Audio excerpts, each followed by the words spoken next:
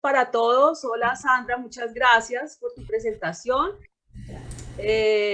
También gracias a The Gallery por esta invitación. Espero, bueno, bienvenidos a todos los que me están escuchando en esta modalidad virtual. Espero que esta conferencia pues genere varias reflexiones.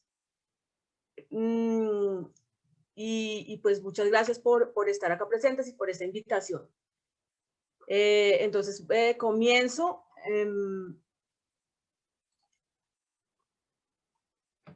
A ver. Entonces, en esta conferencia, pues quiero, acá les estoy presentando un temario, pero antes de entrar propiamente en las temáticas más específicas, pues quisiera hacer una breve introducción. Esta conferencia sobre raza, nación y esclavitud en América Latina, desde una perspectiva histórica, entendiendo pues esa América Latina como todos los países latinoamericanos de habla hispana y portuguesa en las Américas, y me gustaría como darles una serie de elementos de la larga duración, elementos históricos que nos permitan comprender la cuestión racial desde el pasado hasta un poco hasta el presente, es decir, desde esa perspectiva histórica, entendiendo por qué las cuestiones raciales, por qué hay racismo hoy en día y cómo se manifiesta el racismo en América Latina, en la América Latina de hoy, desde una perspectiva, una retrospectiva, para ser mucho más específicos. Entonces, pues quiero hacer acá con ustedes una reflexión histórica sobre esta temática, pero también haciéndoles entender un poco como una serie de conceptos y de reflexiones que hacemos los historiadores en nuestro oficio. Nuestro oficio no es solamente contar hechos y contar historias, sino que también hacer una serie de reflexiones y explicaciones sobre qué ocurrió en el pasado.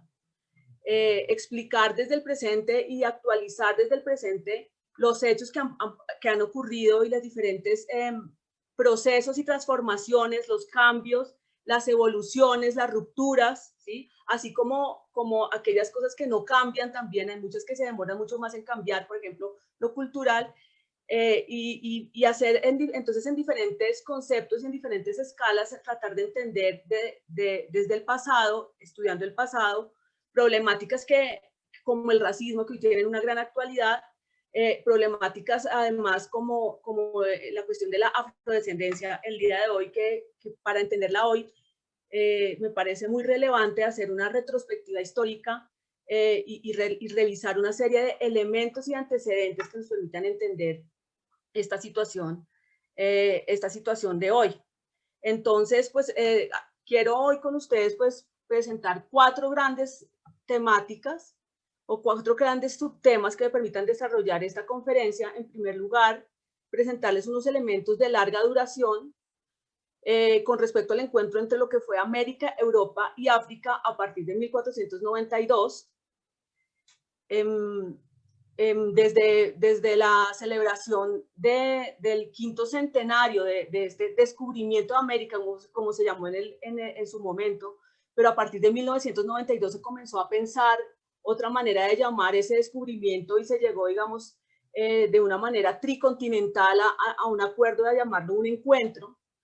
Ese encuentro entre América, Europa y África va a transformar los 3 continentes y va a ser obviamente pues el principio de una colonización muy importante para las Américas, para todo el continente americano, y va a generar una serie de elementos históricos que nos van a permitir entender, por supuesto, la cuestión racial, porque la cuestión racial está atravesada por 2 grandes cuestiones a las que me iré refiriendo, pero 2 grandes cuestiones que la atraviesan es, por un lado, la colonización europea en las Américas, y por el otro lado es el proceso de la esclavitud transatlántica, la esclavitud de esclavos africanos que fueron trasladados desde África hacia las Américas. Luego me incorporaré un poco más al tema propiamente de los antecedentes de la raza y específicamente a esos antecedentes principalmente coloniales que se dio en esta América hispánica,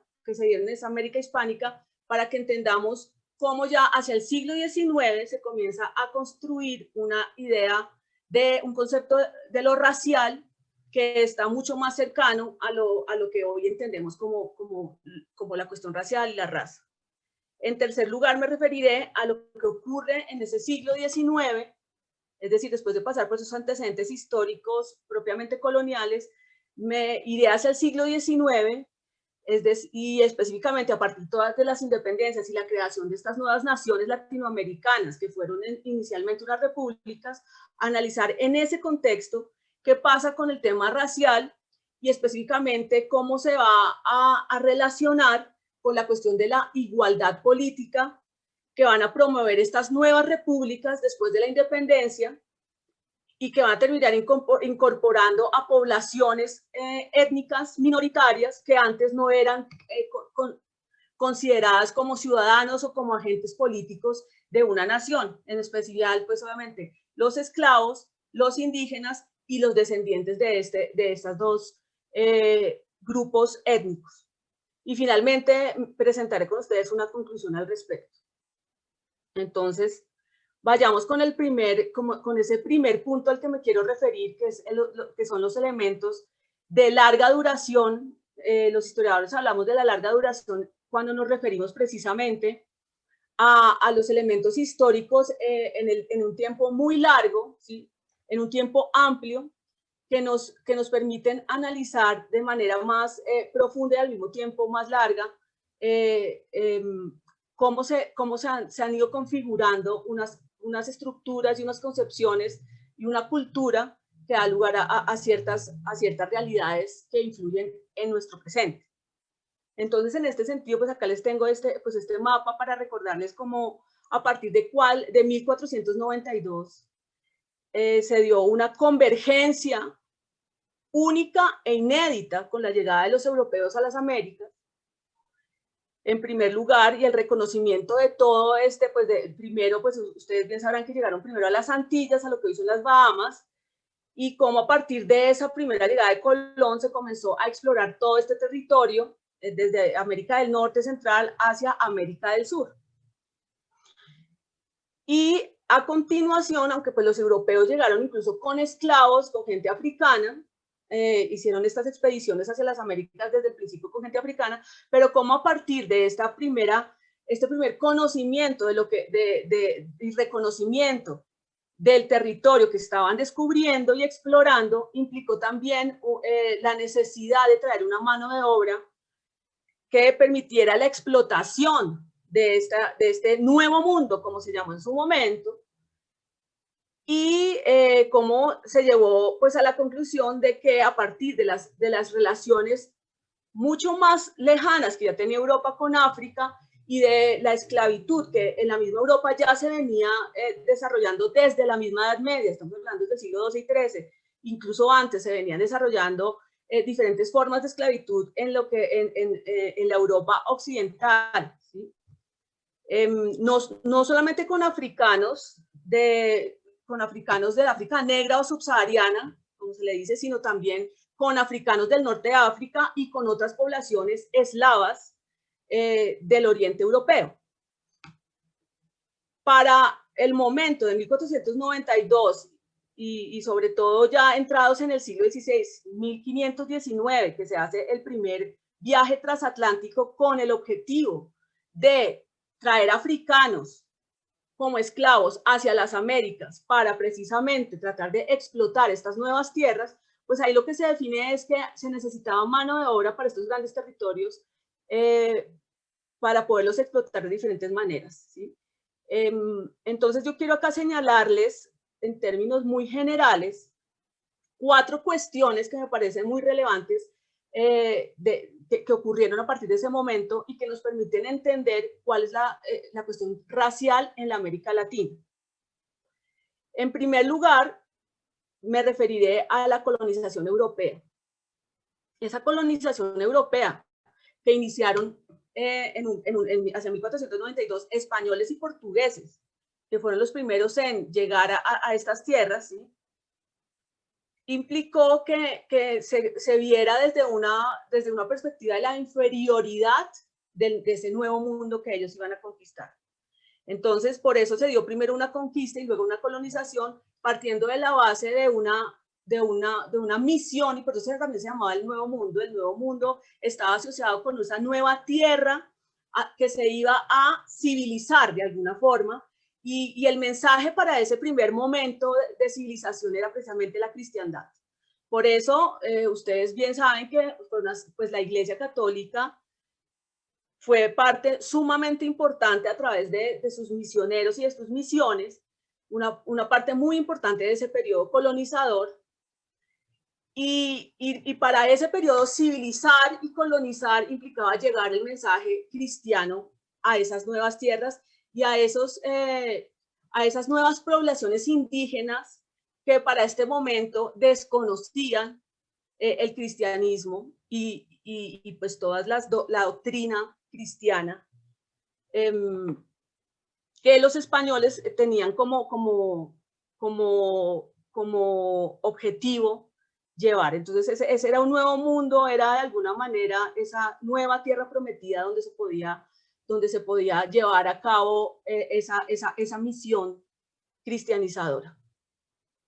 Pero entonces, lo que me parece interesante y es que Europa para 1492, o sea, a finales del siglo XV, y especialmente para el siglo XVI, comienza a desarrollar unos descubrimientos geográficos y marítimos que la hace ser el epicentro del mundo. Y no solamente se llega a las Américas, sino que también se recorre todo el continente africano. Se hace la primera circunnavegación justo antes de llegar a las Américas, la primera circunnavegación de África.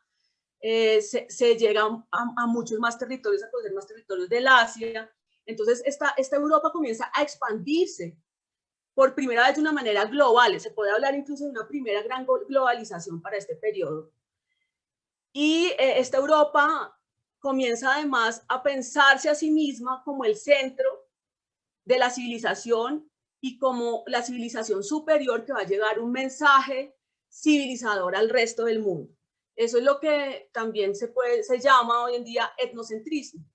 El etnocentrismo es la manera como ciertas comunidades y ciertas sociedades se ven a sí mismas como superiores frente a otras. Entonces, esta gran superioridad que llega con la colonización de los europeos en el resto del mundo y específicamente en las Américas, va a ser un tema clave para que ellos entiendan que además y comiencen a ver como inferiores tanto la naturaleza como las poblaciones diversas indígenas que están habitando estas Américas.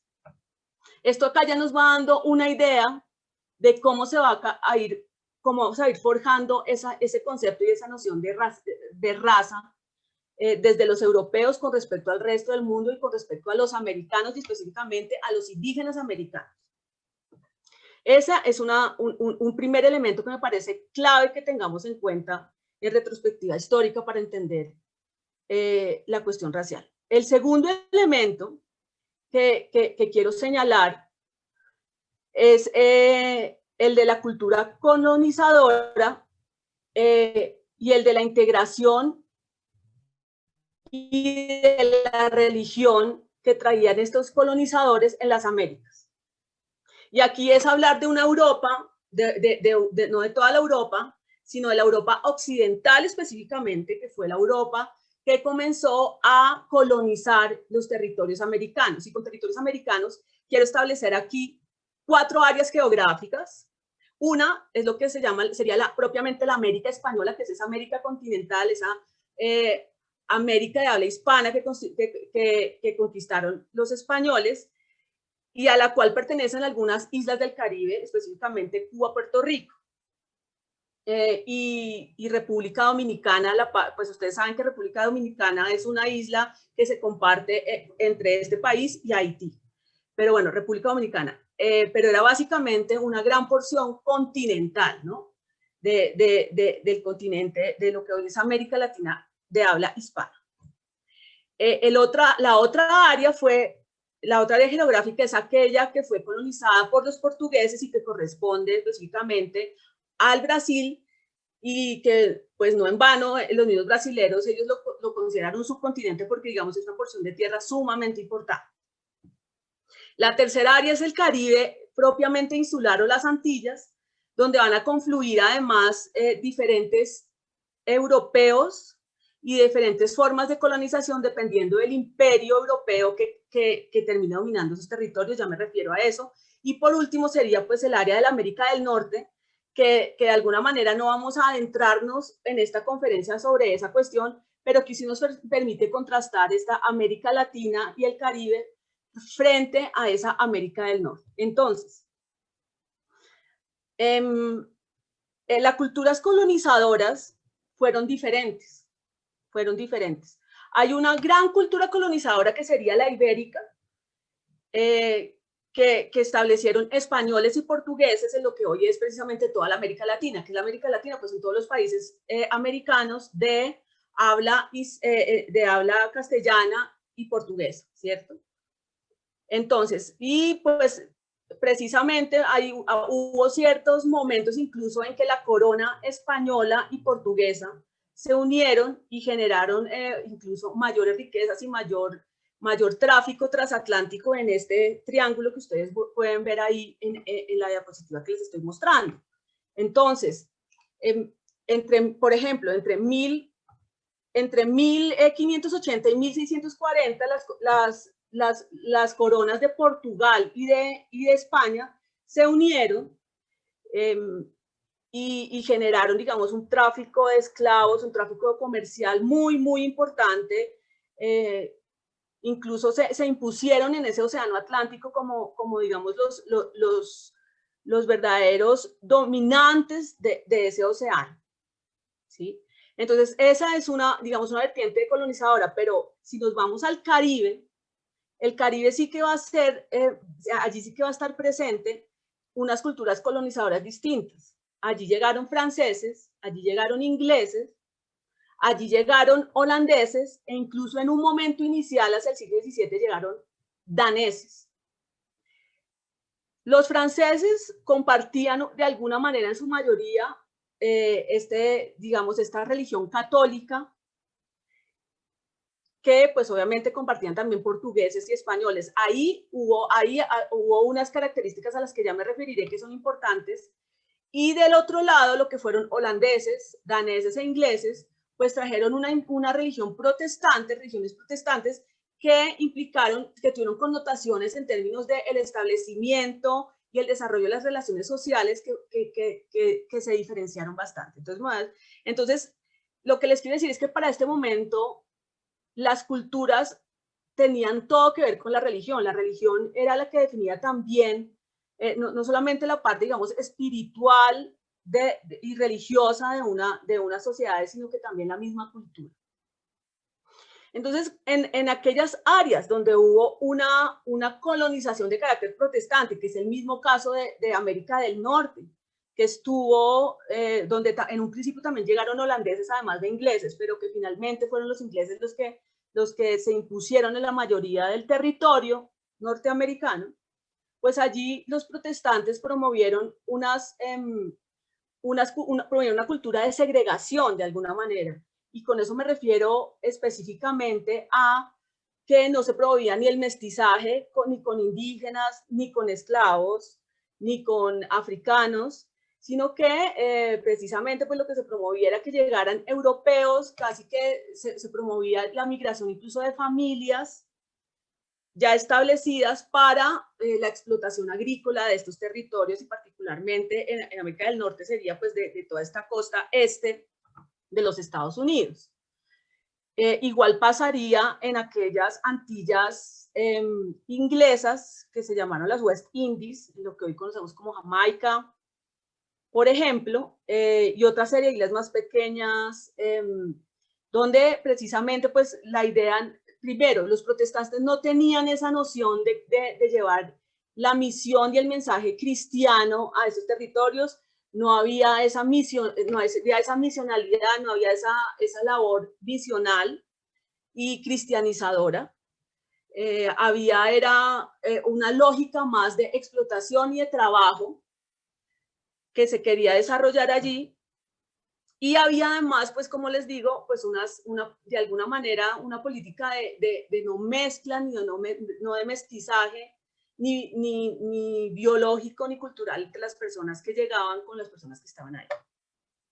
En lo que corresponde precisamente a la América Latina, es decir, aquella que fue colonizada por portugueses y principalmente por españoles, pues la cuestión se dio de otra manera. Acá se estableció una serie de leyes, de normativas y de políticas que buscaban jerarquizar y dividir toda la población de una manera piramidal, ¿sí? Obviamente donde los españoles y portugueses ocupaban el lugar, digamos, más alto y preponderante de la sociedad, y donde en la parte más baja estaban los esclavos y todos sus descendientes, pero el hecho de que pero la cultura religiosa y el mensaje cristianizador sí condujo a que se crearan una serie de espacios y de intercambios entre las diferentes clases sociales y las diferentes jerarquías sociales que se establecieron durante la colonia. Me explico.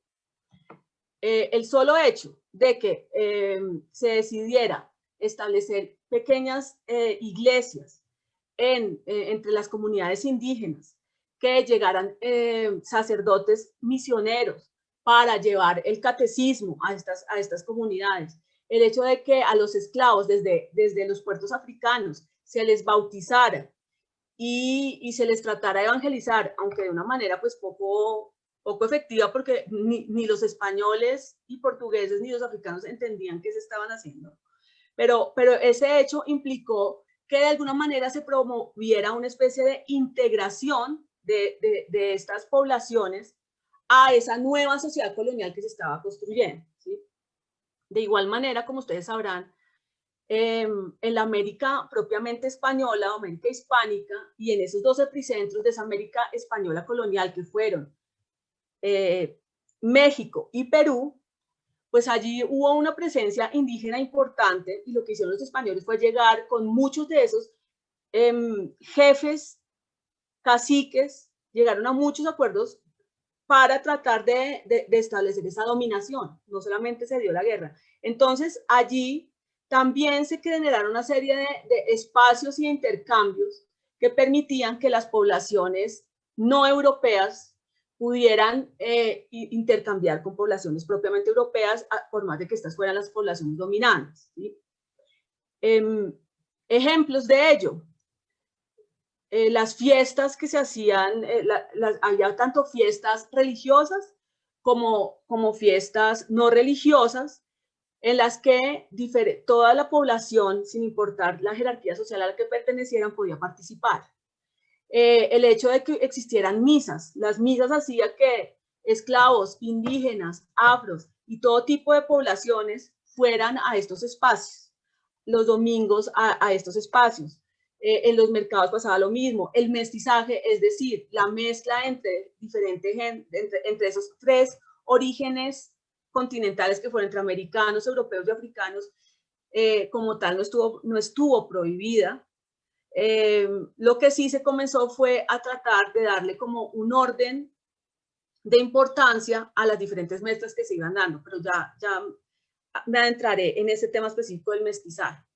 Con este punto de la cultura colonizadora y la integración y la religión, lo que quiero poner de presente es que aquí se van a sentar las bases de lo que en el siglo XIX y en el siglo XX van a ser sociedades más racistas o segregacionistas, ¿sí? Y se van a sentar las bases también de lo que sería una América Latina que no va a ser propiamente segregacionista, sino que va a tratar de incorporar espacios para el intercambio de gente de diferentes orígenes, pero eso sí, siempre haciendo un orden y una jerarquía de unos están por encima de los otros. Así, acá no hay temas de igualdad, ¿no? En estas sociedades no hay, todavía no llevamos a temas de igualdad que se van a dar solamente hacia entrado el siglo XIX, después de una serie de la Revolución Francesa, de la Revolución Americana, de las revoluciones de independencia latinoamericanas, que van a dar lugar ya a otras maneras de pensar. Acá estamos bajo regímenes propiamente monárquicos. Los reyes y los emperadores son la monarquía y el imperio son precisamente los regímenes políticos que rigen en todo el mundo, y en este momento, pues, la Europa occidental se va a convertir precisamente en el epicentro político, geográfico, comercial, económico del mundo. Allá van a estar las metrópolis, que van a ser precisamente las capitales de los imperios, y en las Américas y en el resto de Europa van a estar las colonias.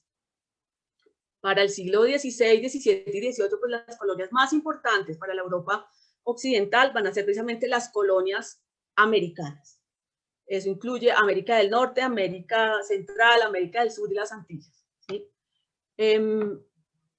Entonces, este va a ser como el contexto colonial que va a comenzar a forjar unas diferencias sociales, de las relaciones sociales y de las relaciones incluso de mestizaje que se van a dar o que no se van a dar en los espacios precisamente protestantes.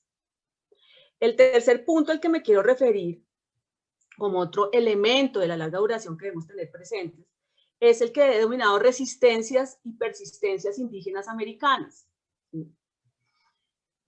Como ustedes bien sabrán, la llegada de los europeos, esta convergencia a la que me he referido, que es la llegada de los europeos, el encuentro con las Américas y los americanos, que eran básicamente indígenas, varios tipos de indígenas, pues ustedes bien saben que estaban pues principalmente los aztecas y toltecas en lo que es la Nueva España o México, los incas y otra serie, digamos, de comunidades más pequeñas en lo que sería el Imperio Inca, en lo que sería el Perú, en las Antillas encontramos principalmente indígenas taínos, ¿sí?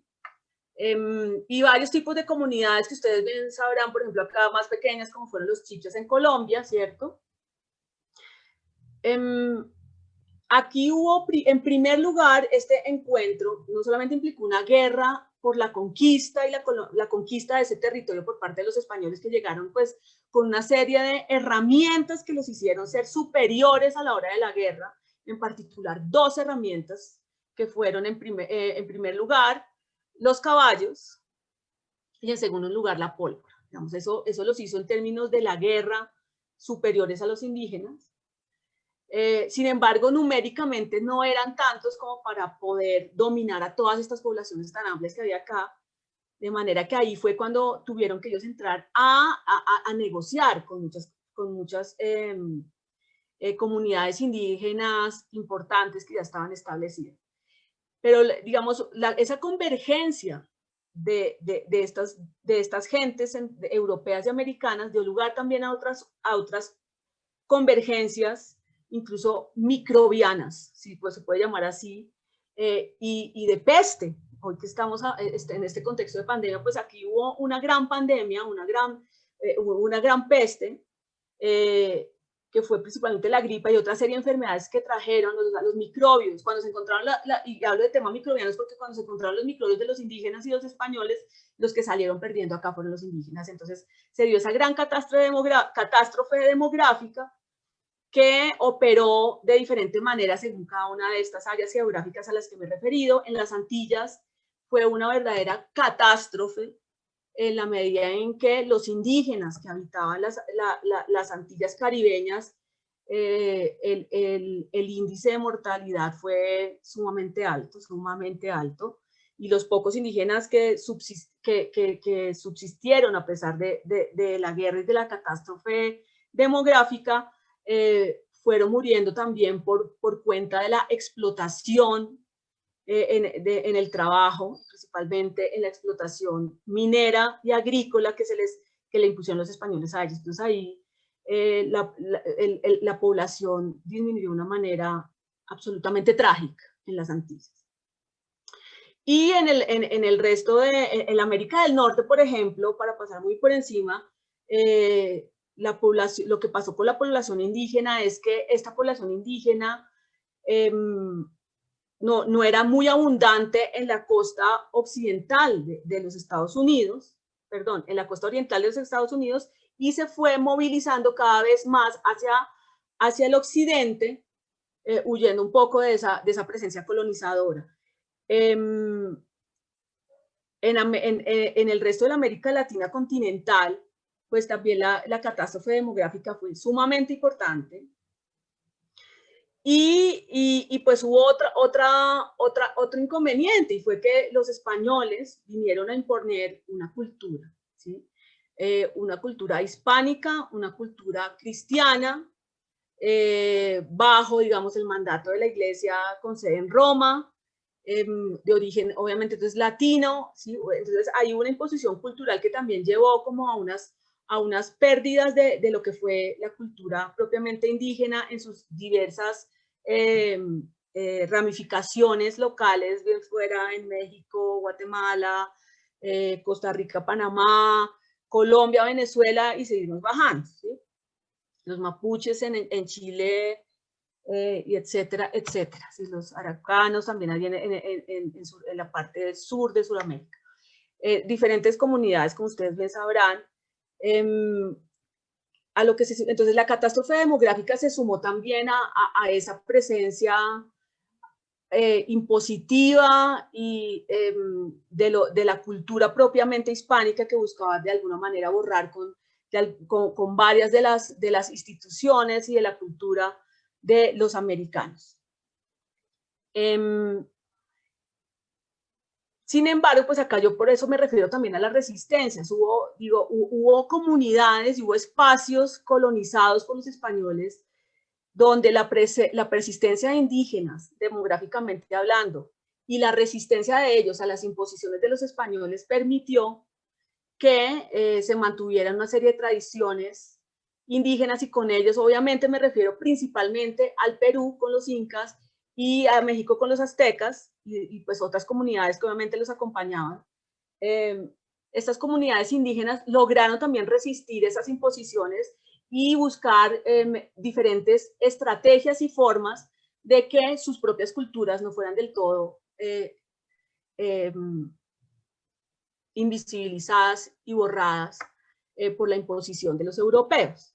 Entonces, cuando hablamos también de la cuestión racial y de esos elementos de larga duración, tenemos que ver en aquellos espacios donde la presencia indígena, no solamente de los indígenas que sobrevivieron a la catástrofe demográfica y a la guerra de conquista, sino también que lograron de alguna manera sobresalir y hacerse camino en medio de esa nueva sociedad colonial que se comenzó a formar con la llegada de los europeos, pues también van a darle unas connotaciones distintas a la cuestión racial y específicamente indígena.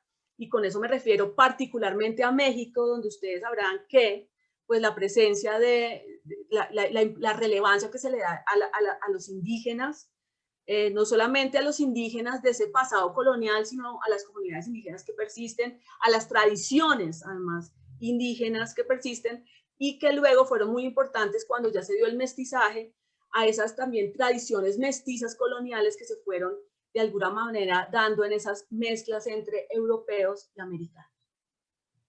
Ese será otro punto importante para tener en cuenta cuando hablamos de este encuentro entre los tres continentes. Y el otro elemento que debemos tener súper presente y que me parece el de mayor relevancia para entender la cuestión racial es precisamente el de la esclavitud y el mestizaje. Y vuelvo acá a este mapa que les presento de las relaciones triangulares entre estos tres continentes y específicamente con esa África occidental que se convirtió en una proveedora de una serie de migrantes forzados que fueron estos esclavos que comenzaron a llegar a todos estos territorios americanos y caribeños, precisamente como una solución a la catástrofe demográfica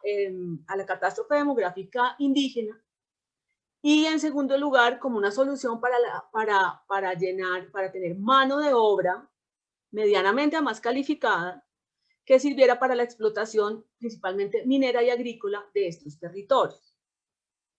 Y hablo de una mano de obra medianamente calificada porque es que esta África occidental, pues primero no puede ser vista como una sola África, así como nosotros los latinoamericanos nos pueden ver como uno solo, sino con nuestras diferencias, pues era una África con una gran diversidad, ¿sí? En la que pues que hizo una serie de alianzas en diferentes momentos con los comerciantes europeos para transportar esclavos hacia las Américas. Y pues donde así como se transportaron africanos rasos, también se transportaron africanos que tenían ciertos conocimientos en minería, ciertos conocimientos en agricultura, ciertos conocimientos botánicos, conocimientos diversos, tal como hubiera podido pasar si hubiera sido en el caso inverso, ¿sí? Entonces tener esto presente y pues entender también que en cuanto al mestizaje, pues que estas nuevas sociedades coloniales, las sociedades que se crearon en ese nuevo mundo, pues implicaron un mestizaje en el sentido amplio del término, es decir, una mezcla biológica entre gente americana, gente europea y gente africana. ¿Sí? Un mestizaje que se dio de ese sentido de una manera biológica, generando una serie muy diversa de lo que después se llamaron castas, a las que ya me referiré con más detalle. Pero además un mestizaje que también tuvo una característica cultural. También se habla de un mestizaje cultural en la medida en que americanos, europeos y africanos traían una serie de condiciones culturales que encontraron precisamente una convergencia en este nuevo mundo y que dieron lugar a esas sociedades coloniales, donde la mezcla también fue cultural.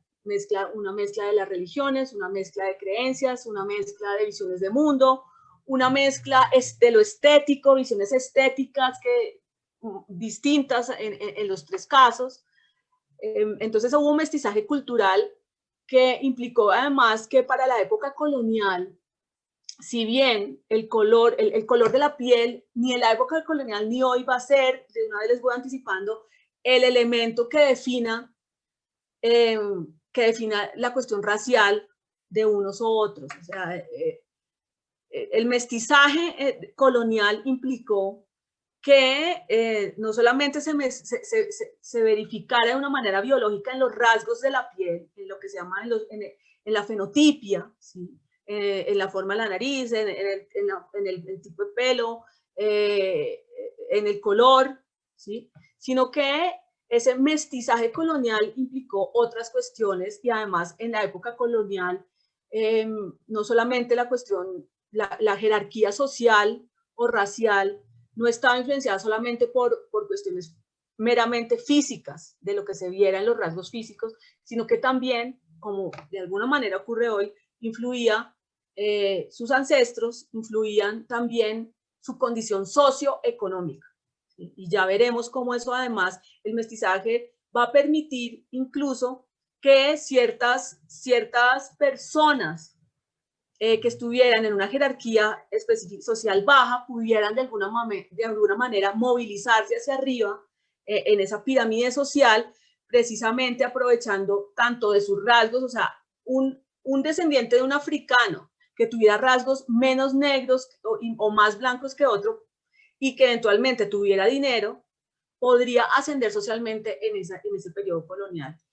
Entonces, estos son como los 4 elementos que me parecen sumamente relevantes y son precisamente, por eso me hago referencia a la larga duración, porque vienen del siglo XV y XVI, para que entendamos en primer lugar, para que hoy podamos entender la cuestión racial, por lo menos en lo que es la América Latina.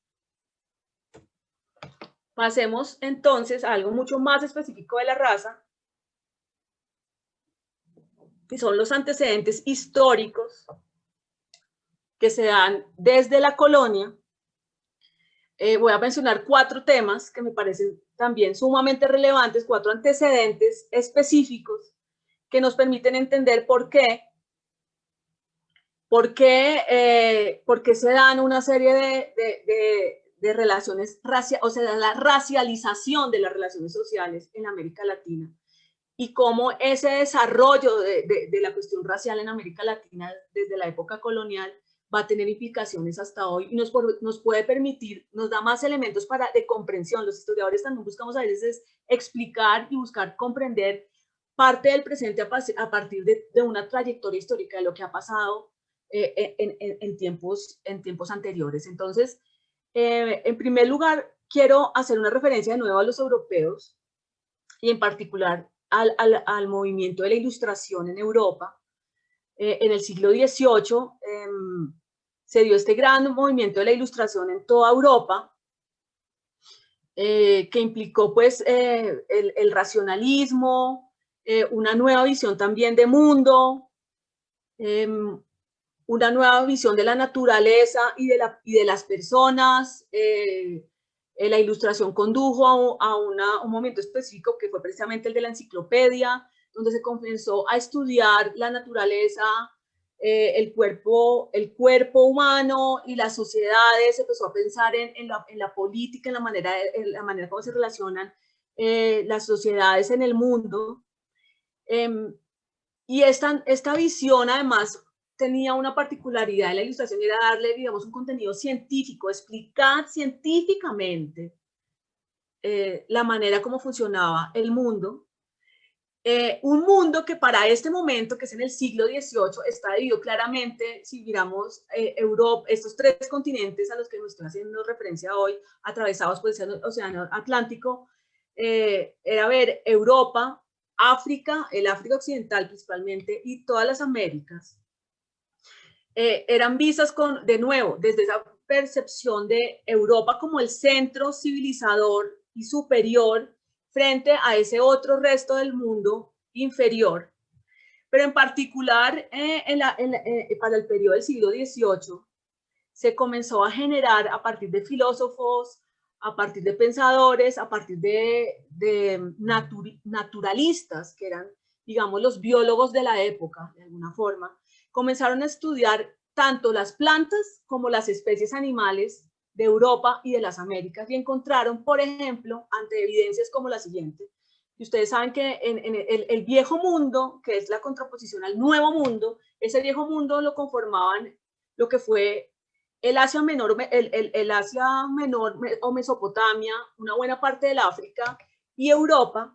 Pues allí se podía ver, y particularmente en ese viejo mundo, pues los europeos sí estaban relacionados con especies como los elefantes, las jirafas, los leones, y encontraron que en este nuevo mundo, por ejemplo, en términos de las especies animales, no había ni jirafas ni leones, ni elefantes, sino que había pumas, había leopardos, había, bueno, otras especies que no coincidían con lo que ellos conocían en primer lugar, pero además, además de que no coincidían, pues eran como, de alguna manera, vistos como inferiores. También encontraron, pues, a indígenas que a la luz de sus creencias particulares y de su cultura eran vistos como inferiores. ¿Por qué? Porque no conocían a Dios, no sabían leer, no sabían leer en los términos en que los europeos habían establecido la escritura, valga la aclaración. Entonces eran vistos tanto las personas como los animales, como la naturaleza misma. También comenzaron a estudiar las plantas y encontraban, digamos, una serie de diferencias que ellos, como las tradujeron como que ese nuevo mundo, tanto en sus personas como en sus animales, como en su naturaleza, era un nuevo mundo inferior. Entonces ahí se estableció ya, digamos, un presupuesto, además de carácter científico, porque esto era científicamente comprobable, a la luz de ese pensamiento puramente eurocéntrico, ¿sí? Que obviamente, que hoy no, pues hoy no es recibido, pero que en su momento era así, ¿sí? A partir de ese momento comenzaron a ver ese nuevo mundo americano como inferior. De manera que si la naturaleza y las especies que poblaban ese nuevo mundo eran inferiores, pues las gentes que la habitaban también. Ahí se creó un primer presupuesto científico para establecer de nuevo y para darle razón a los europeos que creían firmemente en esta superioridad, de todas estas naciones, estos imperios colonizadores. Entonces ahí pues se traza también una línea muy importante que debemos tener en cuenta para entender ese tema racial, de cómo nos comenzaron a ver los europeos a nosotros, pero aquí les dejo, digamos, otro punto de reflexión, y es que no solamente ellos cómo nos vieron, sino cómo nosotros, y con eso me refiero a los americanos y mestizos americanos, comenzamos a creernos ese ideal de que el ideal era ser europeo, el ideal era el ideal de blancura europeo, y que nosotros de alguna manera sí teníamos unos rasgos de inferioridad. Yo considero que a partir de estos supuestos que no son, que se consideraron en su momento científicos, pero que hoy en día no tienen ningún tipo de fundamento, se comenzó a crear culturalmente una diferencia entre esas metrópolis europeas superiores que venían no solamente a civilizar, sino que además tenían ya en este momento razones naturales, biológicas y científicas para entenderse como superiores a las que estaban acá. Por último, y pues entonces el otro tema que me parece importante aquí mencionar, y ya específicamente para el caso de la América hispánica, es que una vez se estableció la colonización, una vez se comenzó a colonizar y establecieron todas estas instituciones políticas de los españoles en las Américas, instituciones religiosas y toda la imposición cultural que implicó la colonización española, pues se generaron una serie de nuevos mecanismos para diferenciar a la población y para darle un orden jerárquico y establecer esa como pirámide de quiénes están por encima de quiénes y quiénes por debajo de quiénes. Entonces aquí hay dos conceptos que vienen propiamente de los españoles para hablar de la cuestión racial. Los voy a dejar enunciados, pasamos a la pausa y luego sí vuelvo y lo retomo y profundizo en ellos. Pero son dos elementos. Uno es la limpieza de sangre, que fue un concepto que creció específicamente en España y Portugal en el momento en que los reyes católicos, que como ustedes saben fueron aquellos que para 1492 estaban en la corona, y para 1492 ellos tenían que, antes incluso de la llegada de los españoles a las Américas, pues ellos tuvieron que convivir con, no solamente, ellos establecieron primero, en toda la península ibérica, es decir, Portugal y España, había presencia desde la Edad Media, y sobre todo si tenemos en cuenta que los árabes invadieron buena parte de la península ibérica desde el siglo VIII hasta el siglo XV, pues ustedes se pueden imaginar que allí había una presencia musulmana muy importante, ellos se les llamaba los moriscos. Entonces, tanto España como Portugal fueron sociedades multiculturales desde la Edad Media, que tuvieron que lidiar con diferencias religiosas y étnicas desde hace mucho tiempo, mucho antes de que llegaran a las Américas. Entonces allí convivían los árabes que tenían la religión, que eran musulmanes, que se les llamaba allí moriscos, pero además había judíos y católicos. Cuando los reyes católicos se establecieron y unificaron, pues ustedes saben que Isabel era la reina solamente de Castilla y Fernando era solamente el rey de Aragón, que eran dos reinos, pero comenzaron a unir estas dos coronas y a unificar buena parte de esa península ibérica, pues parte del proceso de unificarlo lo hicieron mediante la religión católica. Entonces se impuso el catolicismo como un elemento unificador de todos estos espacios, pero además un elemento excluyente. El que no se hiciera católico se consideraba por fuera de esa comunidad. Entonces se establecieron unas normas de limpieza de sangre. ¿En qué consistían? En que se comenzaba a ver en las familias los ancestros, si en esas familias católicas había ancestros conversos o no. ¿Qué quiere decir eso? Si había habido en el pasado de las familias gente que era o judía o musulmana y que se había convertido al cristianismo, o si estas familias eran 100% cristianas desde sus ancestros, o sea, desde siglos atrás. En eso consistió la limpieza de sangre. Esa, digamos, ya era un concepto que estaba muy institucionalizado entre los españoles justo antes de llevar a las Américas. En 1492 los españoles no solamente llegaron a las Américas, sino que también se dio la expulsión de las últimas comunidades musulmanas que existían en España, específicamente en Andalucía, con la toma de Granada. Allí, en ese mismo año, unos meses antes de la llegada de los españoles aquí a las Américas, se hizo esa última expulsión, de manera que la limpieza de sangre ya era un tema muy importante entre ellos, pero que tenía una connotación, no como nosotros la podemos ver racial, sino específicamente religiosa. Lo que pasa es que esta limpieza de sangre se vino acá a traducir en las Américas en términos de castas. ¿Y qué eran las castas? Y con esto cierro para dar este break. Las castas eran las jerarquías sociorraciales que se crearon a partir del mestizaje y eran aquellas diferentes grupos sociales que existían entre los españoles blancos, que eran los que ocupaban, digamos, el lugar más bajo de la sociedad. Todas esas mezclas, todo ese mestizaje dio lugar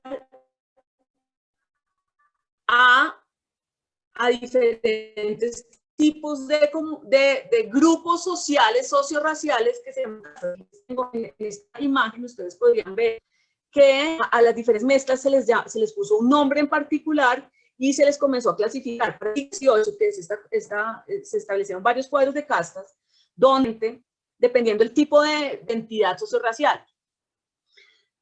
Si ustedes ven acá, y me parece, bueno, ¿cuáles eran las tres como castas como más conocidas que se conocen en todas las Américas? Porque, por ejemplo, en Colombia se llamaron algunas castas de una manera, en Chile de otras, en México de otras, pero en general. Los mulatos eran la mezcla entre españoles, o bueno, europeos y africanos. Los mestizos, propiamente dichos, eran la mezcla entre europeos e indígenas. Y los zambos era la mezcla más baja de las castas, que era la unión entre africanos e indígenas, ¿sí? Pero esos fueron como las tres mezclas más relevantes a partir de las cuales se genera una serie de castas. Entre ellos, por ejemplo, acá ustedes pueden ver pues los alborazados que tenían alguna presencia, digamos, mulata previa. Incluso están acá en Colombia, que hablamos tanto de los chinos, mírenlos, acá está, es una mezcla de morisco con española. O sea, los chinos, que hoy decimos a tanta gente chinos, pero no viene de la China, sino esta es una casta que surgió en la época colonial, mediante la cual, que hablaba de una mezcla entre un mestizo y que tuviera alguna presencia lejana también de español, digamos, morisco, es decir, con algún fenotipo. Los moriscos, que eran los árabes en España, pues tenían la piel un poco más, o un poquitico más oscura. Entonces era una forma de mestizos, pero más desarrollada y más mezclada, ¿sí? Por ejemplo, acá ven una mezcla de chino con india. Entonces acá van, estas son las castas. Esto se va a convertir además en una cuestión, una clasificación cada vez más específica, más amplia y cada vez más imposible de comprender.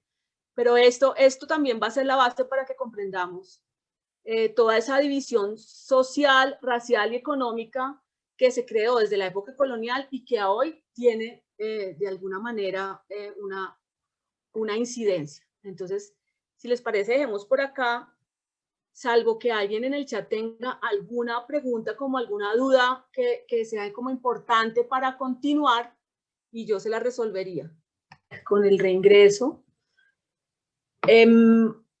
Entonces, como les digo, estos son dos de los antecedentes históricos y propiamente coloniales para la América Latina, que nos permite entender esa organización sociorracial, que se puede llamar así, esa organización social a partir no solamente del color, sino del tema de la religión, el tema de los ancestros, que estableció una sociedad que a primera vista se podría ver como muy estática, con una serie de, digamos, de mezclas, pero en una pirámide un poco estática, pero que en realidad no lo fue tan así, porque este mestizaje de alguna manera dio lugar a que con el paso del tiempo, las diferentes personas que pertenecían a diferentes casas establecieran estrategias diversas para lo que se ha llamado para lo que sería la movilización social.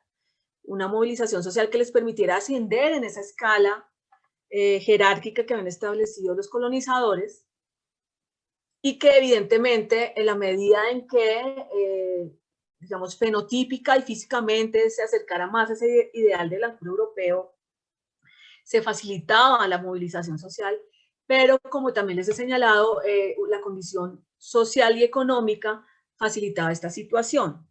Me explico con ejemplos. Yo les comenté cómo los mulatos, que eran la mezcla original entre africanos y europeos, efectivamente tenían una piel oscura, pero más clara que la de un propiamente africano. Los mulatos que llegaron a alcanzar cierto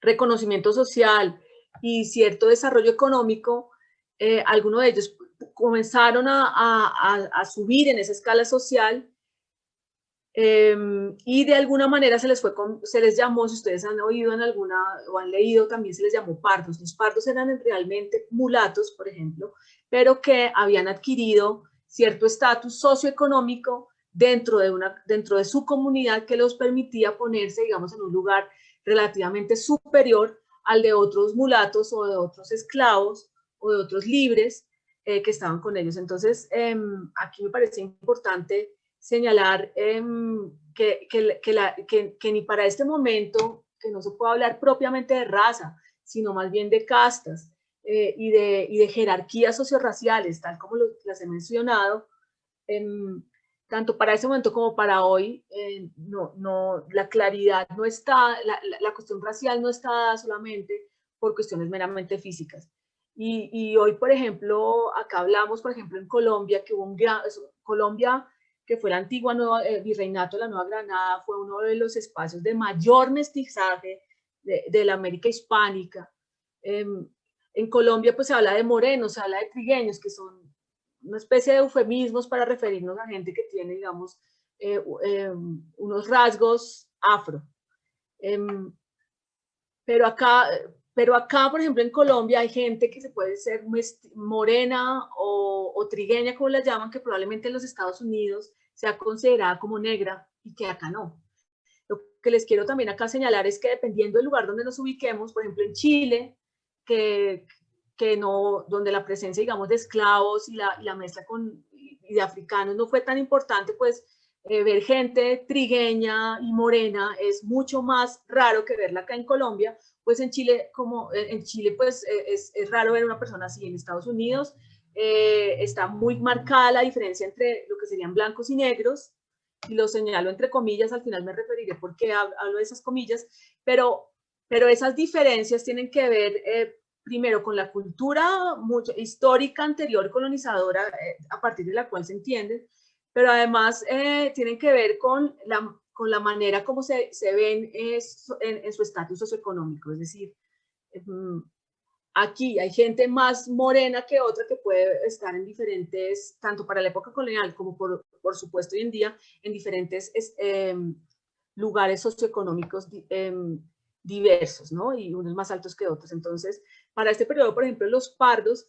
se les llegó a denominar, como les decía, a aquellos mulatos que lograron, digamos, ascender en la escala social y socioeconómica de una manera mucho más amplia que los otros. Entonces, estas eran las castas. Ya para el siglo XVIII, pues esto se convirtió en un problema pues muy amplio, tratar de definir finalmente usted de dónde era. Para algunos de estos mestizos, pues como les decía, ese ideal de blancura les permitía ascender socialmente y buscar estrategias para hacerse pasar por alguien, digamos, de mayor jerarquía, dependiendo toda esta serie de condiciones. El vestido, por ejemplo.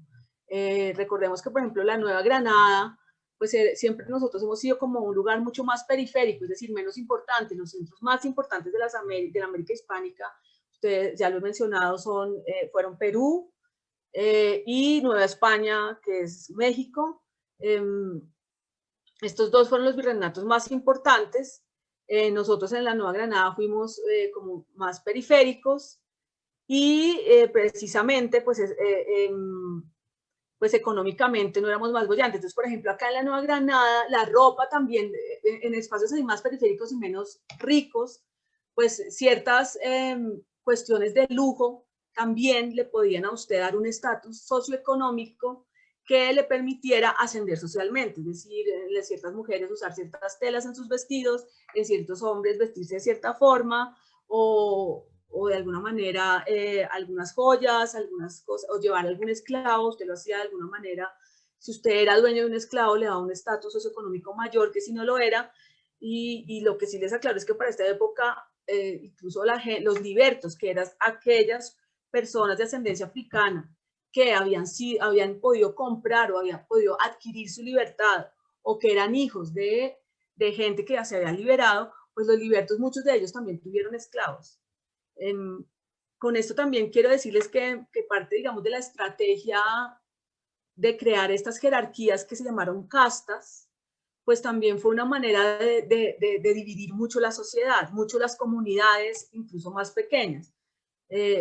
Hablo de comunidades en la medida de que son un cúmulo de comunidades que forman una sociedad. Entonces, en la medida en que había tantas divisiones, tantas jerarquías, pues también eso le facilitaba a los colonizadores y a las autoridades, pues ejercer mejor su dominación.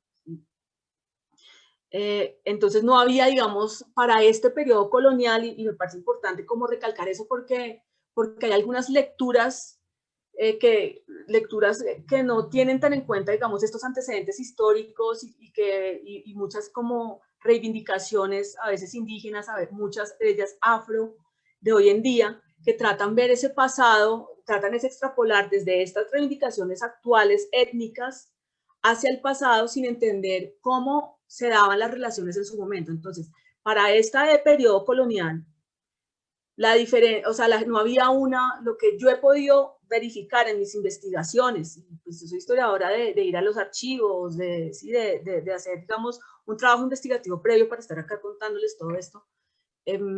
Lo que yo he podido verificar, y digamos que varios historiadores en América Latina hemos podido verificar, es que no había, digamos, esa unidad entre los afrodescendientes. Por eso yo prefiero hablar de afrodescendientes ya para el siglo, ya en la segunda mitad del siglo XIX hacia acá, porque la gente no tenía solidaridades ni generaba comunidad.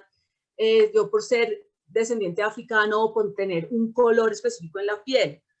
Para este periodo a usted le generaba mucha más solidaridad y mucho más lazo, pues primero con quién vivía, segundo quién era su familia, y en lo que refiere propiamente a los descendientes de los esclavos y de los africanos, pues la diferencia entre quienes eran libres y quienes eran esclavos, o sea, entre libertad y no libertad, eso sí generaba una solidaridad. O sea, había mucha más solidaridad entre los esclavos, porque pues tenían una misma condición de sometimiento, y había otro tipo de solidaridad entre los libres, ¿sí? Entre los mulatos y pardos que eran libres. Eran distintos, pero no. Y cuando se llegaba a ver una confluencia de solidaridades entre libres y esclavos, generalmente estaban asociadas a grupos familiares, ¿sí?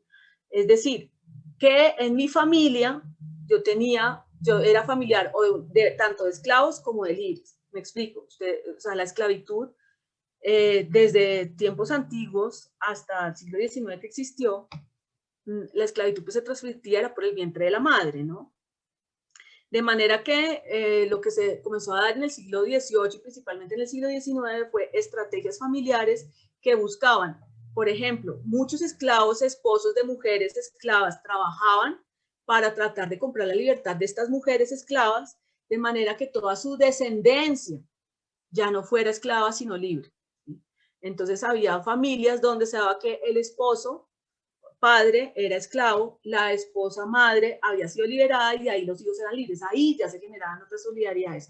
Pero en general, para este periodo colonial, pues no había solidaridades así muy amplias en términos étnicos ni reivindicaciones como las que hoy entendemos y hoy tenemos, sino muy distintas, ¿sí? Igualmente, dentro de esta posibilidad de movilización social, en estas jerarquías que establecieron, los españoles pues también ya hacia mediados del siglo XVIII, 1760 más o menos, se comenzaron a crear se crearon una serie de normas que se llamaron las gracias al sacar, que consistían en la posibilidad de que diferentes miembros de estas castas, o sea, diferentes tipos de mestizos de todas estas castas que ustedes ven acá, comenzaran a pagar un precio para poder ascender socialmente. ¿En qué términos? Usted podía pagar las gracias al sacar, una especie de impuesto, por llamarlo así, o un cobro particular que usted le pagaba a una autoridad colonial con el objeto, por ejemplo, de que fuera elegible para ser funcionario público, fuera elegible para ser juez, fuera elegible para ser cura, o fuera elegible para estudiar en una universidad, las primeras universidades coloniales que se crearon para la época. Entonces, eso se llamó gracias al sacar, que fueron esas normas que se establecieron para permitir que con el pago, digamos, de una tasa específica, la gente, por más de que tuviera, digamos, perteneciera a una casta medianamente baja, si tenía el dinero para hacerlo, pudiera ascender socialmente. Pasemos dentro de estos antecedentes históricos a uno tercero que me parece sumamente relevante y que por eso hace parte, digamos, del título de esta charla, y es el de la trata y la esclavitud de africanos. Y vuelvo, insisto, en este nuevo mundo, pues no solamente fue un nuevo mundo de indígenas, ni un nuevo mundo de mestizos, sino que implicó esa convergencia y esa migración increíble de africanos que se dio entre el siglo XVI y el siglo XIX. Es decir, alrededor de 3 siglos, durante los cuales se dio una presencia principalmente de africanos hombres, que eran los más demandados acá en las Américas, y que se ha contabilizado en alrededor de casi entre 11 y 12 millones de personas, 11 y 12 millones de africanos, fueron aquellos que fueron obligados a migrar desde África hacia las Américas. Esa travesía inicialmente se hacía se hacía de África, se iba a España y luego se llegaba a las Américas, y ya para más o menos 1625, 1630 se comenzaron a hacer viajes directamente de África hacia las Américas, directamente. Acá les tengo en esta diapositiva precisamente, esta es una embarcación típica de la trata, y aquí, bueno, y para entrar, y acá tendríamos que diferenciar, una fue la trata y la otra la esclavitud. La trata se refiere específicamente al proceso de comercialización del esclavo, que se dio en estos barcos llamados negreros, pues, o barcos de comercio esclavista. Y ustedes aquí pueden ver es la manera como eran dispuestos en la parte baja de estas embarcaciones los esclavos. Ustedes aquí como lo que pueden ver son cuerpos. De un lado se ponían los hombres y de la otra mitad las mujeres con los niños en las partes bajas, y se trataba de maximizar el espacio de la nave al máximo, de manera que iban sumamente hacinados. Se les sacaba unas cuantas veces a la semana a cubierta, que tomaran sol y aire, pero pues allí mismo, pues entonces la tasa de mortalidad aquí era importante. Eso se fue mejorando, pero la tasa de mortalidad en general que se ha pensado que pudo haber en estas embarcaciones, en ese trayecto atlántico entre África y las Américas, fue alrededor del 10%, y en algunos casos fluctuaba para arriba. Entonces, pues acá lo que ustedes pueden ver es digamos, la manera, esta es la parte baja de una embarcación, y la cubierta pues correspondería a otro plano, pero pues en esta parte era donde vivían los esclavos, en estos alrededor de 3 o 4 meses, dependiendo de los vientos, la época del año y el tipo de embarcación que duraba esa travesía atlántica. Precisamente, bueno, acá nos podemos hacer una idea, sería otra manera de ver desde otro ángulo, ¿cierto? Desde otra perspectiva podemos ver más o menos cómo estaban en este cuadro. Podremos ver cómo eran puestos los esclavos. Ustedes ven, y esto sí es real. Hace poco, precisamente hace unos 2 o 3 años, hubo acá una exposición en el Museo del Oro, con una serie de piezas que prestó en su momento el Museo de Nantes, y que da cuenta de piezas como estas, donde se verifica que, si ustedes ven en esa parte de abajo de los barcos, se dividía en 2, acá espero que me estén viendo la seña de mi cursor, se dividía esta parte en dos de manera que hubiera como un camarote, por decirlo en buenos términos, pero pues dos espacios con un, pues más o menos era 1 metro cuadrado que tenía cada uno de los esclavos, o sea, no podía estar casi que ni sentado sino acostado, para que maximizara al máximo estos espacios de tráfico esclavista. Entonces, pues los estudios nos señalan que el tráfico, lo que se llama la trata de esclavos, correspondía el momento, digamos, más duro y más difícil de lo que fue la esclavitud, porque pues los esclavos son, estas personas africanas son tratadas literalmente como mera mercancía, están hacinados, están en condiciones insalubres, llenos de miedo muchos de ellos porque no saben ni siquiera para dónde van, y pues va a ser el momento como más difícil, además de más alta mortandad. Ya luego se va a establecer probablemente la esclavitud ellos llegarán a los puertos, permitidos por España en las Américas, ¿sí?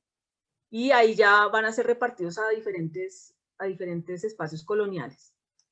En esta gráfica, en esta tabla que les presento acá, además de presentarles como un total estimado por este historiador, que es Paul Lovejoy, uno de los historiadores más destacados en el estudio, digamos, de la trata de africanos y de la esclavitud africana, no solamente de aquellos que llegaron a las Américas, sino de la esclavitud que se vivía propiamente en África, porque valga hacer este paréntesis y aclarar,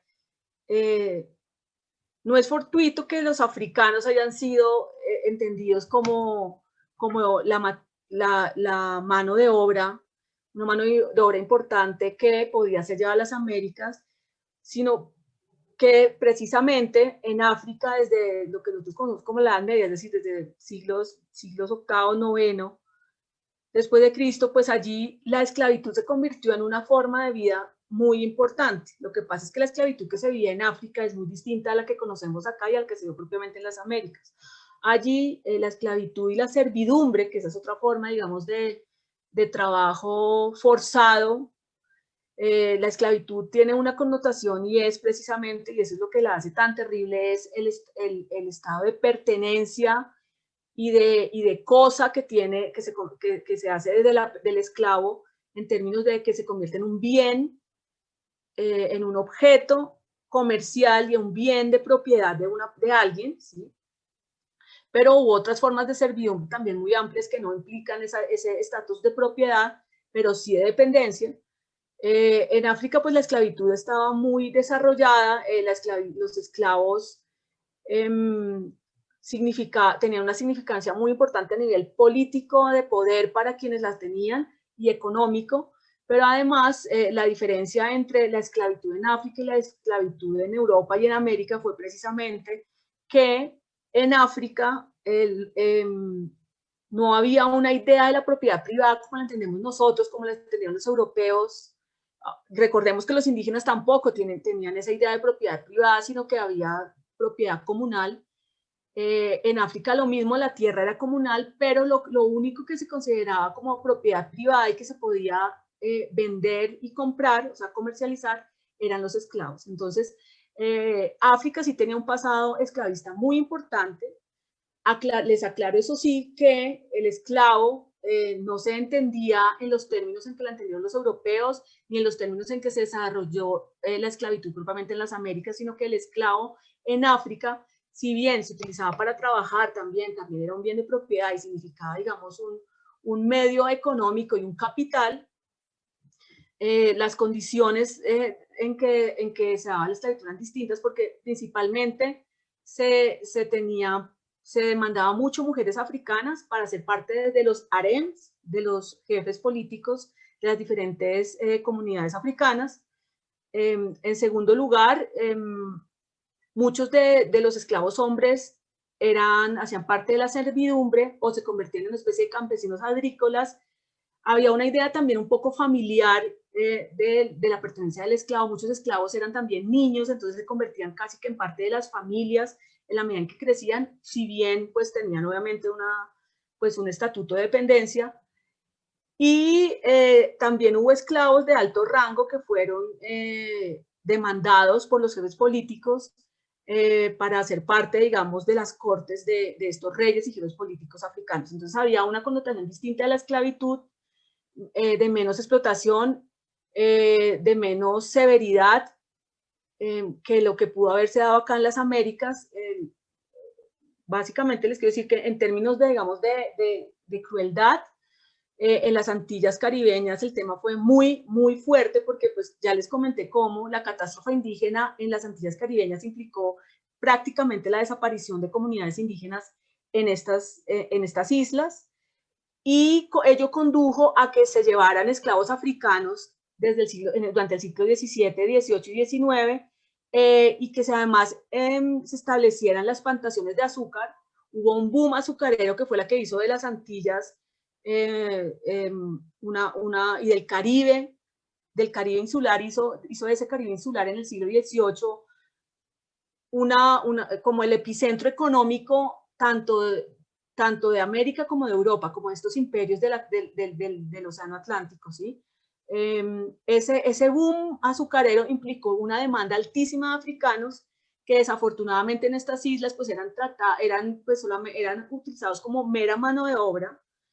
Muchos de ellos, entre el momento en que llegaban a las Antillas caribeñas y el momento en que se enfermaban o morían, tenían una vida útil, porque eso se les trataba como si fuera ganado, una vida útil más o menos de 8 o 9 años, y eran reemplazados por otros africanos que se seguían trayendo. Entonces, digamos, esta fue una empresa ya que llevó, digamos, unos grados altísimos de deshumanización, que me parece importante señalar. No fue el caso acá precisamente en la América hispánica, no se llegó a esos niveles, porque acá no hubo plantaciones, pero pues lo que sí quiero señalar es que la esclavitud comenzó a desarrollarse de diferentes maneras en los diferentes espacios de las Américas, bien fuera la América portuguesa, la América española, la América inglesa o las Antillas caribeñas, insistiendo precisamente pues en el altísimo grado, en el altísimo grado de deshumanización que implicó la esclavitud en estas Antillas, y insistiendo de nuevo, como ya lo señalé, en que sí se establecieron algunos mecanismos de integración social de estos esclavos, siendo esclavos, a las sociedades coloniales hispanoamericanas. Eso sí se dio. Me parece importante también, si vemos esto en una retrospectiva histórica, entender que los primeros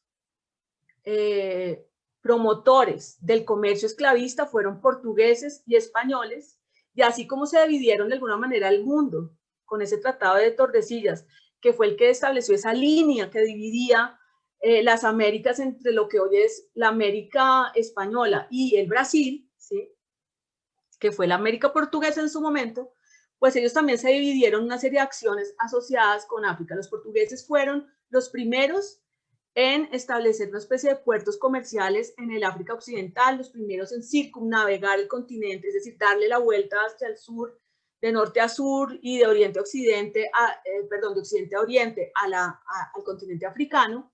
Los portugueses eran unos grandes comerciantes y unos grandes navegadores, entonces ellos se convirtieron en los principales comerciantes de esclavos africanos hacia las Américas.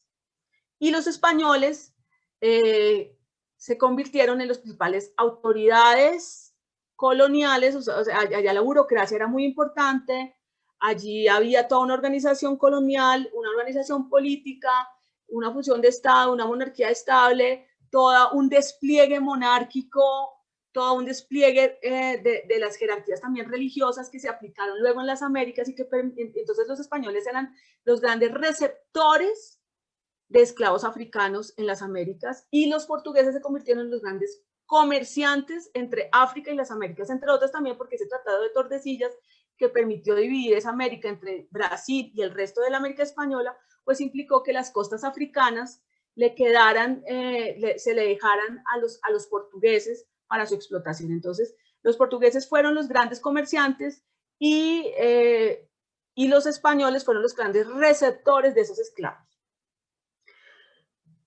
Sin embargo, pues en lo que respecta al Brasil, pues ahí las connotaciones fueron pues dobles, porque Brasil es uno de los territorios en su momento y hoy de los países con la mayor presencia afrodescendiente en todas las Américas. Pues los puntos más importantes de desarrollo, de presencia demográfica de africanos y de sus descendientes fue pues el Caribe insular, Brasil y los Estados Unidos. Entonces ahí pues ahí hay unas connotaciones importantísimas en cuestiones de la raza, y ahí la presencia afrodescendiente es importante. Sin embargo, en el caso de Colombia también es importante señalar que Colombia, que fue el antiguo virreinato de la Nueva Granada, pues tuvo el puerto más importante de la América Española en términos de la llegada de esclavos a estos territorios. De nuevo, entre 1580 y 1640, Cartagena de Indias se convirtió en el puerto más importante donde entraron la mayoría de esclavos que poblaron durante la colonia la América española, ¿sí? Entonces es importante tener eso presente, y en ese mismo sentido tener presente que ya precisamente para finales del siglo XVII y específicamente durante el siglo XVIII, tanto Portugal como España van a dejar de tener esa presencia importante en el Océano Atlántico y en el comercio atlántico, y van a comenzar a ser, de alguna manera, van a entrar a competir con embarcaciones comerciantes y con las armadas navales de ingleses, holandeses y franceses, que se van a comenzar a disputar ese océano Atlántico y específicamente ese mar Caribe, donde están las diferentes islas caribeñas en las que se van a establecer plantaciones azucareras y se van a mandar muchos esclavos. Entonces, los primeros que comenzaron a traer esclavos en los siglos XVI y XVII fueron portugueses y españoles en este periodo que les estoy señalando aquí. Allí hubo una hegemonía ibérica, por llamarlo así, en ese océano Atlántico, con esclavos y en general una hegemonía comercial en el océano Atlántico, y de allí en adelante hubo diferentes momentos de hegemonía, en un momento holandesa, en un momento francesa y finalmente inglesa. Los ingleses se impusieron a finales del siglo XVIII, principios del siglo XIX, como los reyes y amos del océano Atlántico, los principales comerciantes no solamente de esclavos, sino de otra serie de artículos cada vez más manufacturados, ¿sí? Entre ellos pues las lanas y los tejidos, que después con la industrialización serán los paños, pero pues los ingleses se van a convertir en los reyes y amos de ese océano Atlántico.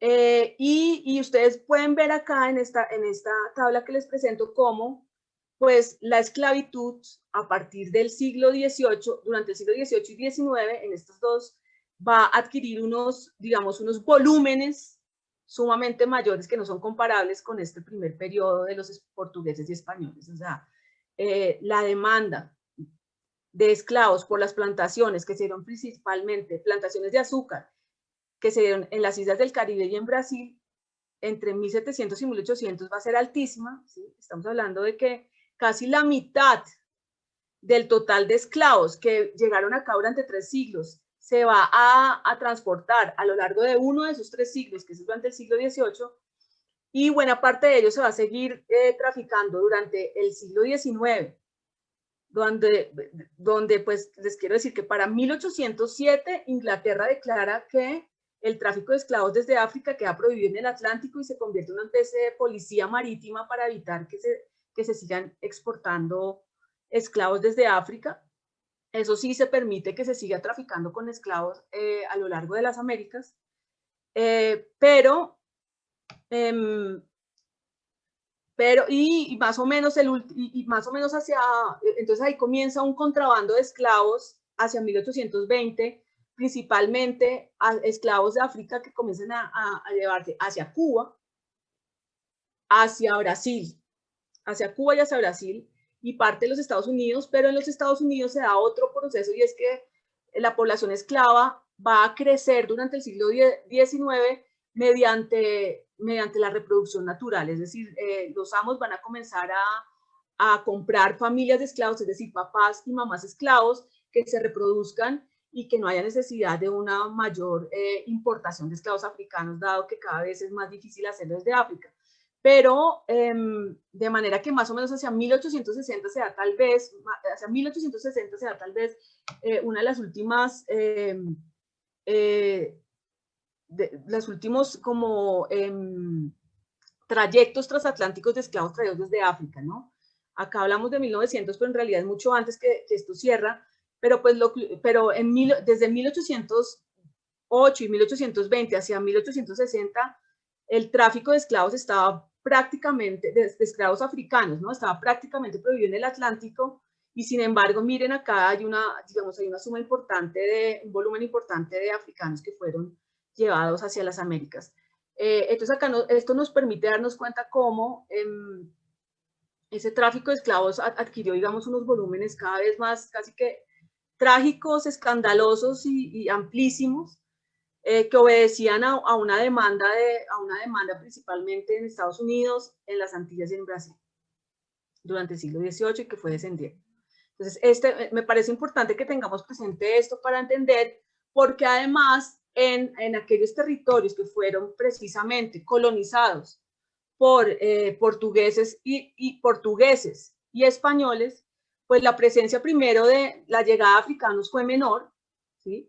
Pero además la llegada de los africanos a estos territorios, es decir, propiamente a la América Latina, fue mucho más anterior, ¿sí? Estamos hablando desde 1500 hasta 1650, 1680. Por ejemplo, ya en el caso de la Nueva Granada, por ejemplo, ya para finales del siglo XVII, es decir, más o menos para 1680, ya el tráfico de esclavos propiamente africanos que llegaran de África aquí a Colombia era bajísimo.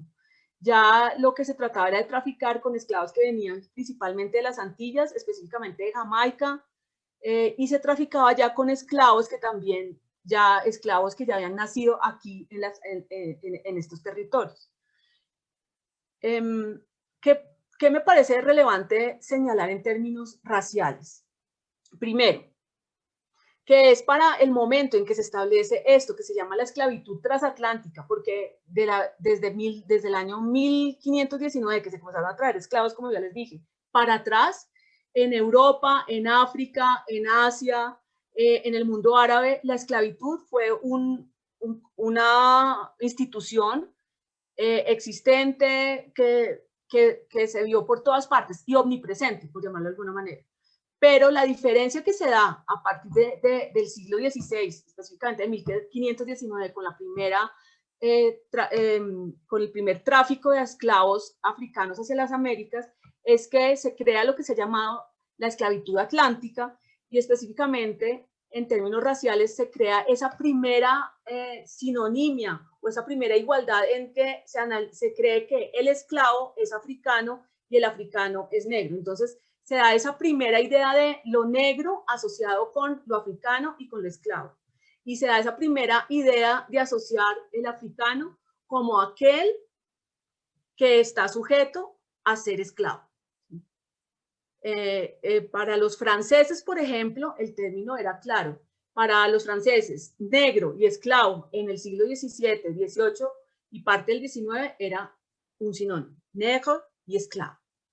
En el caso nuestro no lo era tanto, en el caso, digamos, ibérico, precisamente porque ya no tiene esa connotación tan importante y porque ya se da acá otras características, y a eso me quiero referir. Entonces, eso va a marcar la diferencia occidental para entender la raza en Estados Unidos, en Francia, en España, en Colombia, en Uruguay, en Costa Rica, ¿sí? O sea, y parte de ellas pues en el occidente africano de alguna manera también. Es decir, es la primera vez que se va a señalar el negro como aquel que puede ser esclavizado, casi que el único que puede ser esclavizado de alguna forma, ¿sí? En este mundo que valga señalarlo, se va a llamar este mundo atlántico, y los historiadores desde hace unos 20, 30 años cada vez estamos hablando más de un mundo atlántico, que es al que yo he hecho referencia hoy, y ese mundo que a través de la colonización y la esclavitud confluyó y convirtió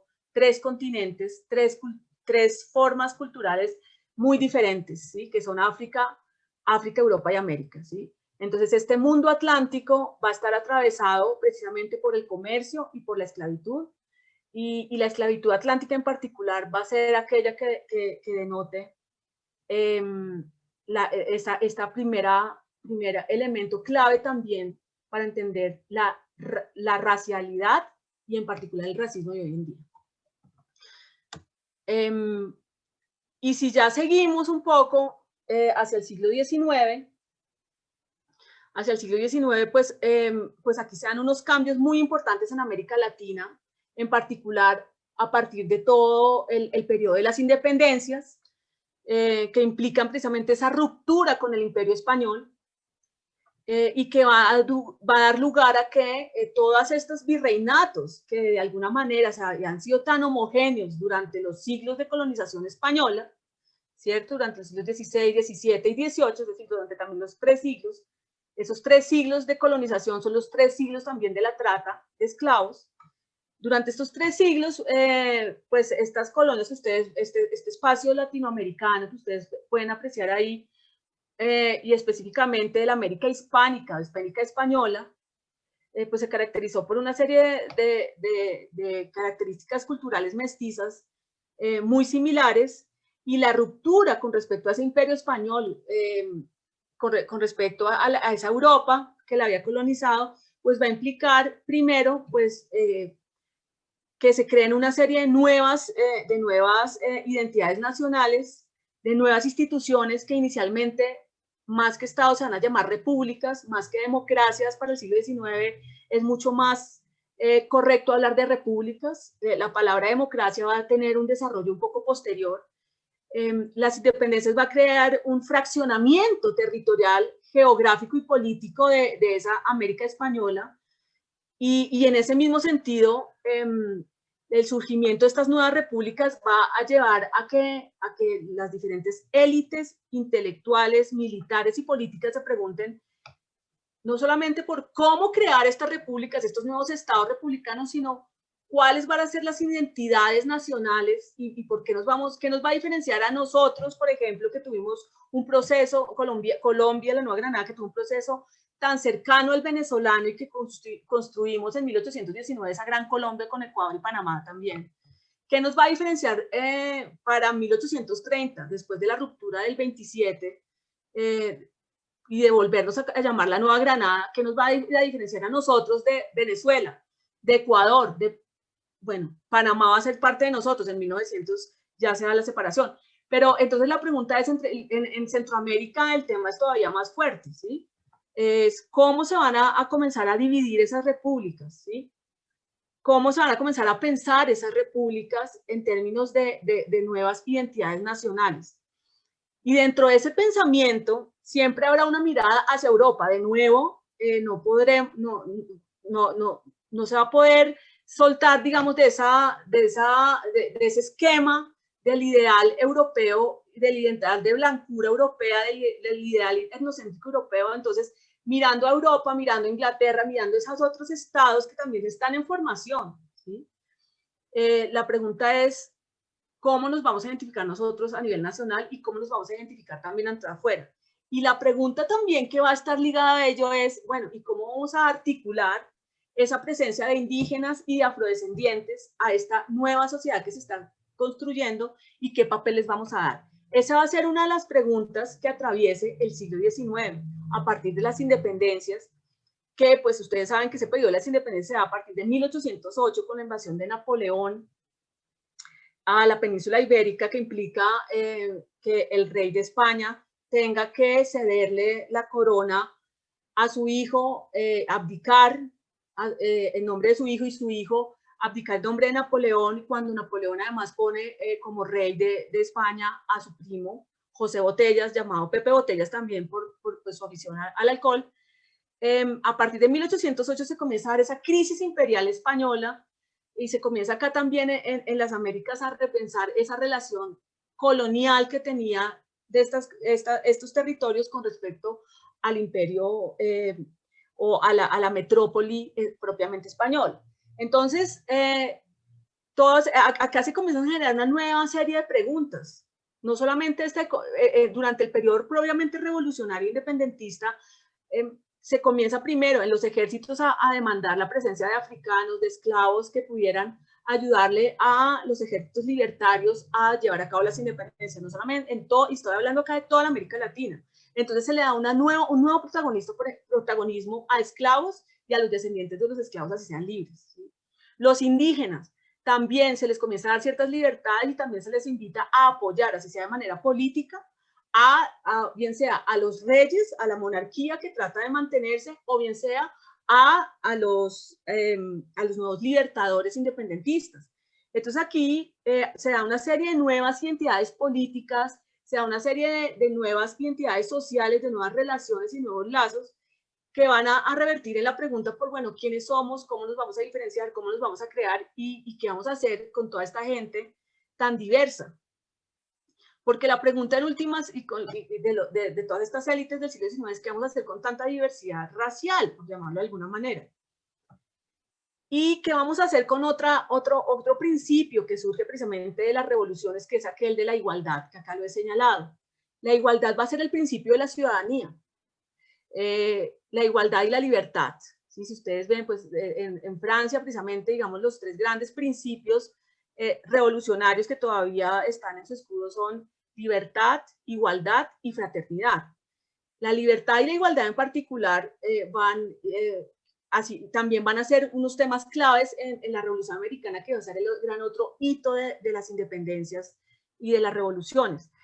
Van a ser los dos principios de la ciudadanía, porque la libertad va a ser aquella que permita a la gente no depender totalmente de un amo, ya sea como servidumbre o ya sea como esclavo, y la igualdad va a ser la que permita que todas estas personas se consideren iguales y ciudadanos. La ciudadanía parte de un supuesto de igualdad. La ciudadanía parte de un supuesto de igualdad, obviamente legal y formal, ¿sí? Pero entonces la pregunta particularmente en esta América Latina tan mestiza va a ser, bueno, listo. También acá vamos no a importar, pero sí a desarrollar todos estos conceptos de igualdad y de ciudadanía.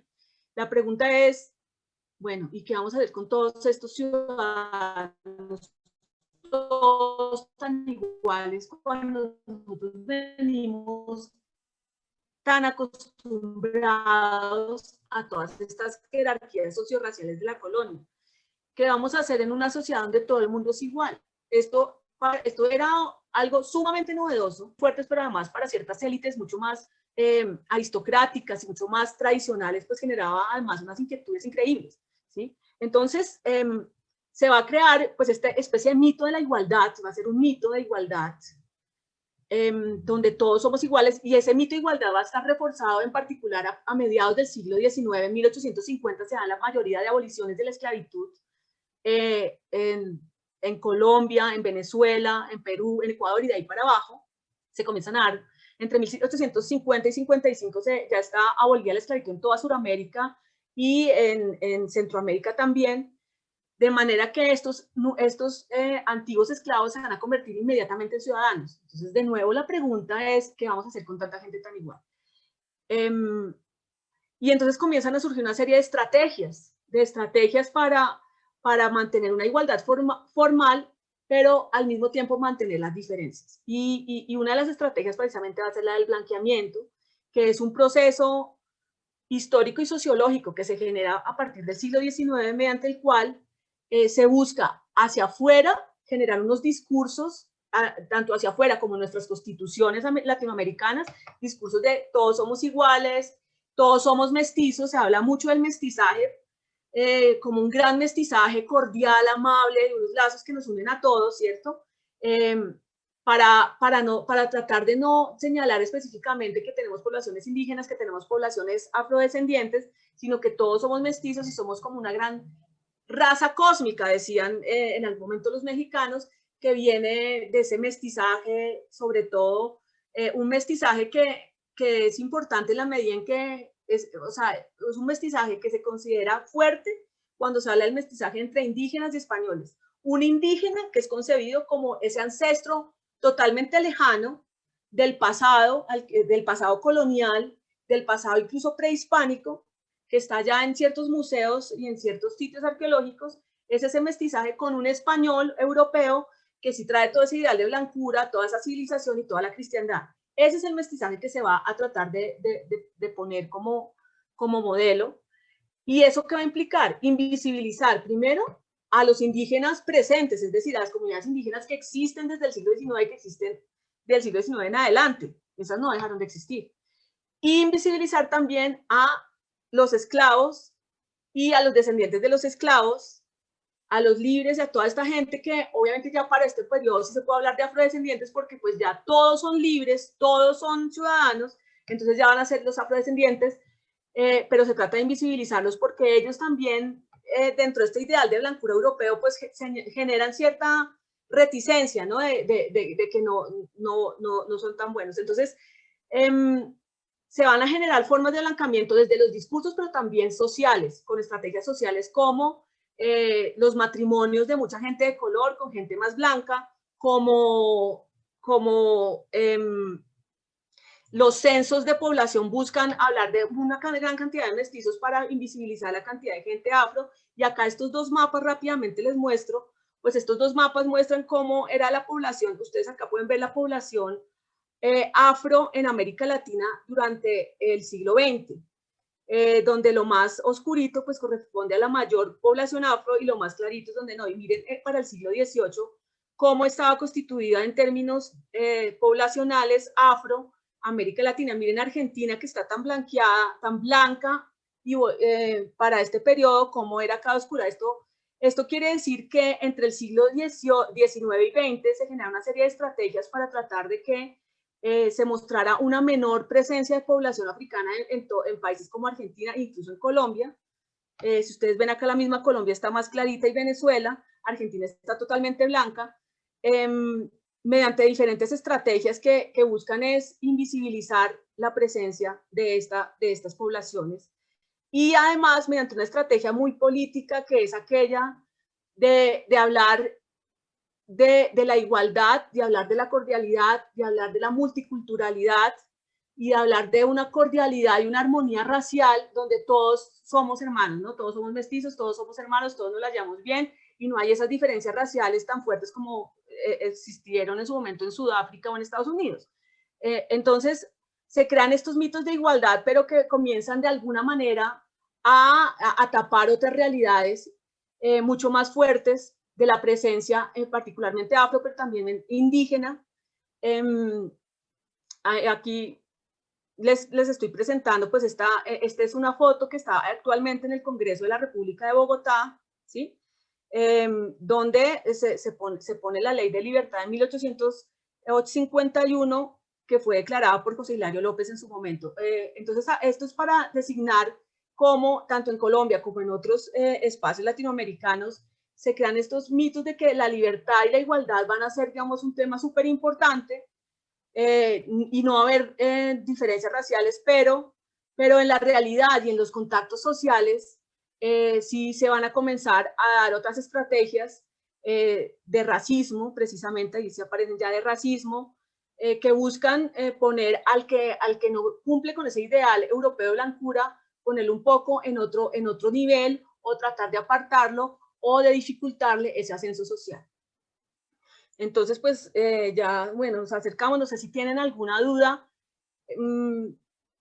Cierro con esto para decirles es que, pues precisamente, parte de la idea de esta charla es darles una serie de elementos que nos permitan entender cómo desde la colonia y luego con el transcurso del siglo XIX, hoy entender que hay una serie de discrepancias sociales en términos de la raza, del racismo, que la América Latina no es, obviamente no tiene problemas raciales tan fuertes como los tendrá los Estados Unidos, pero que sí se han ido desarrollando a lo largo del tiempo una serie de características territoriales y físicas que hacen que ciertas comunidades sean vistas como inferiores a nosotros. El caso más fuerte para Colombia es, por ejemplo, el caso del Chocó, donde la presencia de africanos fue sumamente importante con respecto a todo, incluso a Cartagena. Hubo una llegada de africanos muy fuerte durante el siglo XVII, porque allí estuvieron las principales minas de oro de la Nueva Granada,